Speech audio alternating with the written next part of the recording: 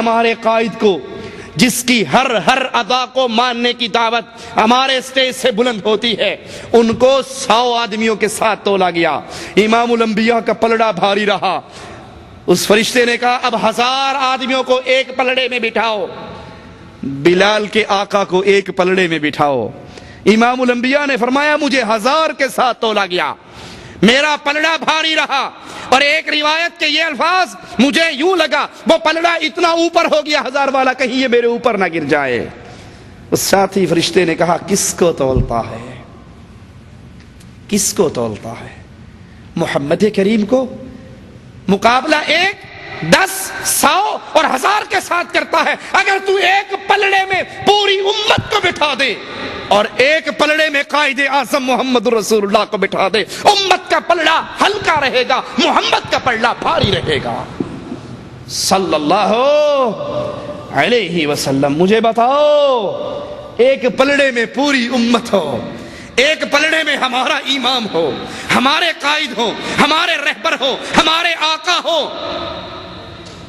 پوری امت میں سارے پیر آگے یا نہیں آئے، سارے بزرگ آگے یا نہیں آئے، سارے بابے آگے یا نہیں آئے، سارے حضرت آگے یا نہیں آئے، سارے امام آگے یا نہیں آئے، بغداد والے بھی آگے، بریلی والے بھی آگے، دیوبند والے بھی آگے، رائیوڈ والے بھی آگے، کوفے والے بھی آگے، بصرہ والے بھی آگے، شام والے بھی آگے، کائنات ایک پلڑے میں، محمد کریم ایک پلڑے میں، کائنات کا پلڑا ہلکا رہے گا، محمد کا پلڑا بھاری رہے گا صلی اللہ علیہ وسلم۔ جذبات میں نہیں کہتے، جوش میں نہیں کہتے اپنے پیروں کو چھوڑ کر بلال کی آقا کو پکڑ لو۔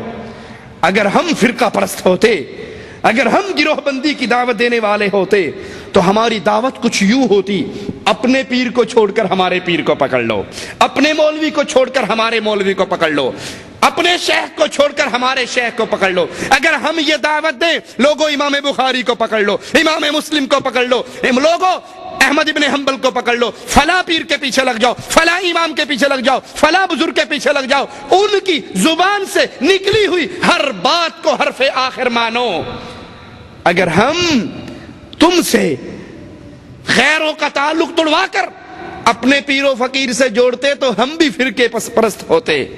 ہماری تو دعوت ہی پیار اور محبت اور اتحاد کی ہے۔ لوگوں ہر بندے سے غلطی ہو سکتی ہے، اگر غلطی کوئی نہیں کرتا، اگر کوئی معصوم من الخطا ہے، اگر کسی کی زبان پر پہرے لگے ہیں، اگر کسی کا ایک ایک قول نگرانی میں ہے، وہ ذات محمد ہے صلی اللہ علیہ وسلم۔ وما ينطق عن الهوى ان هو الا وحی یوحی۔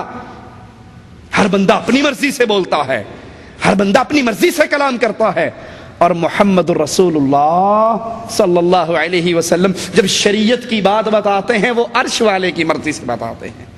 امام الانبیاء علیہ الصلوۃ والسلام کا فرمان سنیے، آپ کی شان آپ ہی کی زبان سے سنیے۔ صحیح مسلم میں ہے، سیدنا ابو ہریرہ فرماتے ہیں اللہ نے دوسرے انبیاء کے مقابلے پر مجھے 6 باتوں میں فضیلت دی۔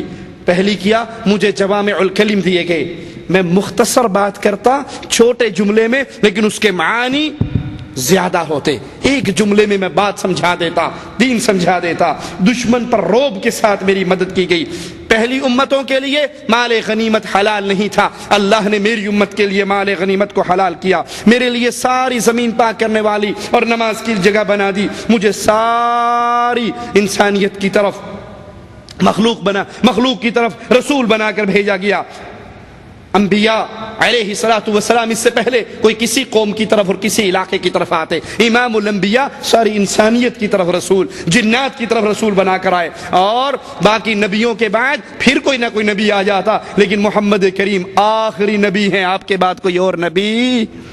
قادیان کا مرزا جھوٹا ہے وہ نبی، آپ نے فرمایا تھا لو کان بعدی نبیا لکان عمر، اللہ نے نبوت میرے پہ ختم کر دی، لا نبی بعدی، میرے بعد کوئی نبی نہیں ہے، اور اگر اللہ نے میرے بعد نبوت کو باقی رکھنا ہوتا عمر ابن خطاب نبی بن کر آتا۔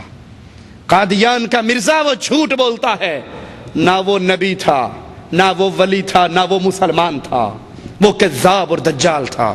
صحیح مسلم میں ہے، سیدہ عائشہ فرماتی ہیں رضی اللہ تعالی عنہا، کان خلقہ القرآن، آپ کا اخلاق عین قرآن کے مطابق تھا۔ کسی نے پوچھا تھا سیدہ عائشہ سے نبی کا اخلاق کیسا ہے، انہوں نے فرمایا تھا نبی کا اخلاق قرآن ہے، چلتا پھرتا قرآن محمد الرسول اللہ صلی اللہ علیہ وسلم۔ امام الانبیاء فرماتے ہیں قیامت کے دن ہر نبی کے لیے نور کا ممبر لگایا جائے گا، اور میرا ممبر سب سے زیادہ بلند ہوگا، سب سے زیادہ نورانی ہوگا۔ نبیوں کے لیے نور کے ممبر لگیں گے، سب سے بلند ممبر، سب سے زیادہ نورانی ممبر محمد الرسول اللہ کا صلی اللہ علیہ وسلم۔ فرقوں میں پڑھنے والوں، احادیث رسول کو پیروں فقیروں کے چکروں میں چھوڑ دینے والوں، قبر پرستی کی دنیا کو آباد کرنے والوں، ذرا امام الانبیاء کے فرمان کو سنو، اور پھر اپنے پیر کو میرے نبی کے اس فرمان میں تول کر تو دیکھو کہیں آپ غلط شاہراہ کے راہی تو نہیں بن گئے۔ امام الانبیاء علیہ الصلوۃ والسلام فرماتے ہیں انا سید ولد آدم، میں اولاد آدم ساری کا سردار ہوں۔ ساری کے سردار کون ہیں جی؟ محمد الرسول اللہ صلی اللہ علیہ وسلم۔ کسی پیر و مرشد حضرت کا نام آیا؟ میں ساری اولاد آدم کا سردار، ولا فخر، فخر نہیں کرتا۔ قیامت کا دن ہوگا، لیواء الحمد یوم القیامت یدی، اللہ اپنی حمد کا جھنڈا دے گا تو صرف محمد کے ہاتھ میں دے گا صلی اللہ علیہ وسلم۔ دنیا کے اندر محمدی رنگ میں نہ رنگنے والوں، دنیا کے اندر محمد کریم کی حدیثوں پہ نہ چلنے والوں، امام الانبیاء کا فرمان سنیے، قیامت کے دن اللہ کی تعریفوں کا جھنڈا محمد کے ہاتھ میں ہوگا صلی اللہ علیہ وسلم۔ کیا کوئی اور جھنڈا بھی ہوگا؟ کوئی چشتی رنگ، کوئی قادری رنگ، کوئی رضوی رنگ، کوئی نوری رنگ، کوئی اور جھنڈا، کوئی اور جھنڈی، کوئی ساوا چنڈا، کوئی کالی چنڈی، کچھ اور بھی ہوگا؟ آدم ومن سواہ تحت لوائی، آدم سے لے کے اس کے آخری بیٹے تک اگر چھاؤں ملے گی تو محمد کے جھنڈے کے نیچے ملے گی صلی اللہ علیہ وسلم۔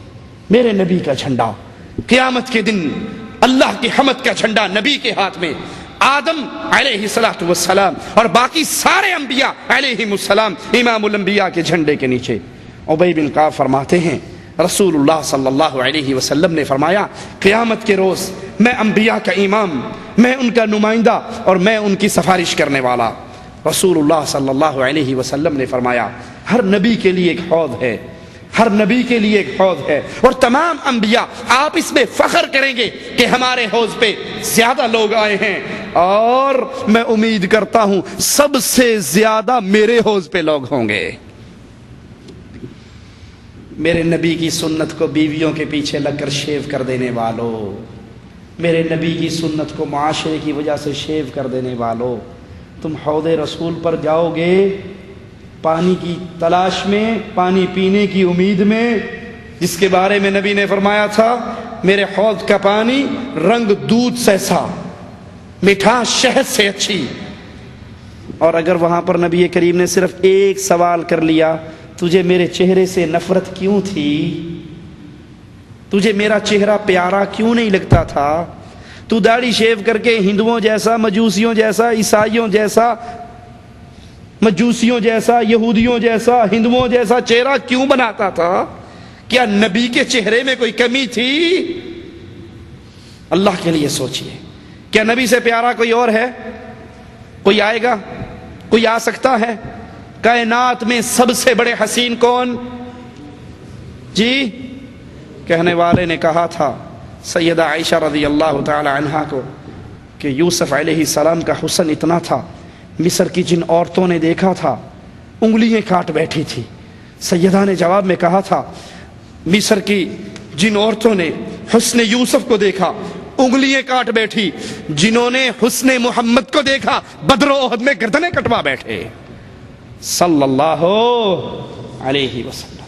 اب سوچئے نبی سب سے بڑھ کر حسین، نبی داڑھی رکھ کر حسین تھے یا شیو کر کے حسین تھے جی؟ آپ کے چہرے پہ داڑھی مبارک تھی یا نہیں؟